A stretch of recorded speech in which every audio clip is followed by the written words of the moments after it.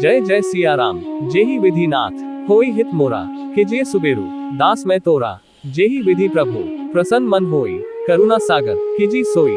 आप सभी का हमारे चैनल स्पिरिचुअल सर्वर्स में हार्दिक स्वागत है। आपका दिन शुभ हो। सीताराम सीताराम। श्री रामायण कथा अयोध्या कांड भाग 11। तमसा के तट पर जब राम ने देखा कि प्रजाजन रथ के पीछे दौड़ते ही आ रहे हैं तो उन्होंने रथ को रुकवाया और उन्हें संबोधित करते हुए बोले, प्रिय अयोध्यावासियों, ज्ञात है कि आप लोगों का मेरे प्रति अटूट और निश्चल प्रेम है और इसीलिए आप लोग मुझे बार बार अयोध्या लौट चलने का आग्रह कर रहे हो। यद्यपि आपके इस प्रेम को टालना मेरे लिए अत्यंत कठिन है, किंतु मैं आप लोगों से आग्रह करता हूं कि आप लोग मेरी विवशता को समझने का प्रयास करें। क्या आप लोग चाहेंगे कि मैं पिता की आज्ञा भंग करके पाप का भागी बनूं? मैं जानता हूं कि आप लोग मुझसे वास्तविक स्नेह रखते हैं और ऐसा कदापि नहीं चाहेंगे। अतः आप लोगों के लिए यही उचित है कि मुझे प्रेम पूर्वक वन जाने के लिए विदा करें और भरत को राजा स्वीकार करके उनके निर्देशों का पालन करें।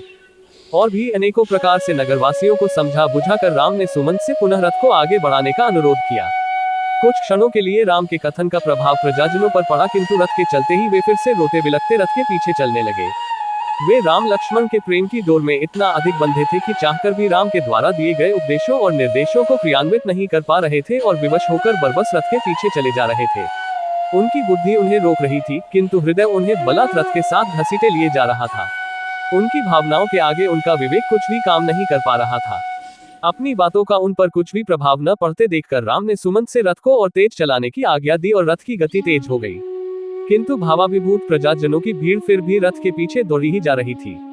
तमसा नदी के तट पर पहुंचते पहुंचते रथ के अश्व भी क्लांत हो चुके थे तथा उन्हें विश्राम की आवश्यकता थी। मंत्री सुमंत ने रथ वहीं रोक दिया। राम, सीता और लक्ष्मण तीनों रथ से उतर आए। वे तमसा के तट पर खड़े होकर उसकी लहरों का आनंद लेने लगे। इतने में ही रोते बिलखते वे सहस्त्रों अयोध्यावासी भी वहां आ पहुंचे, जो रथ की गति के साथ न चल पाने के कारण पीछे रह गए थे। उन्होंने चारों ओर से राम, लक्ष्मण तथा सीता को घेर लिया और अनेकों प्रकार के भावुकतापूर्ण तर्क देकर उनसे वापस अयोध्या चलने का अनुरोध करने लगे। रामचंद्र ने उन्हें अनेकों प्रकार से धैर्य बंधाया। उनके कुछ शांत होने पर रामचंद्र ने प्रजाजनों से प्रेम पूर्वक आग्रह किया कि वे वापस लौट जावे। राम तथा प्रजाजनों के मध्य संवाद अबाध गति से चलता रहा और रात्रि हो गई। भूख प्यास तथा लंबी यात्रा की थकान से आक्रांत अयोध्यावासी वहीं वन के वृक्षों के कंदमूल फल खाकर भूमि पर सो गए। जब ब्राह्म मुहूर्त में रामचंद्र की निद्रा टूटी तो वे उन निद्रामग्न नगरवासियों की ओर देखकर लक्ष्मण से बोले, भैया, मुझसे इन प्रजाजनों का ये त्यागपूर्ण कष्ट देखा नहीं जा रहा है, इसलिए अब यही उचित है कि हम लोग चुपचाप यहाँ से निकल पड़े। अतः हे लक्ष्मण, तुम शीघ्र जाकर तत्काल रथ तैयार करवा लो, किंतु ध्यान रखना कि किसी प्रकार की आहट न हो, वरना ये जागकर फिर हमारे पीछे पीछे आने लगेंगे। राम के आदेशानुसार लक्ष्मण ने सुमंत से आग्रह करके रथ को थोड़ी दूर पर एक निर्जन स्थान में खड़ा करवा दिया।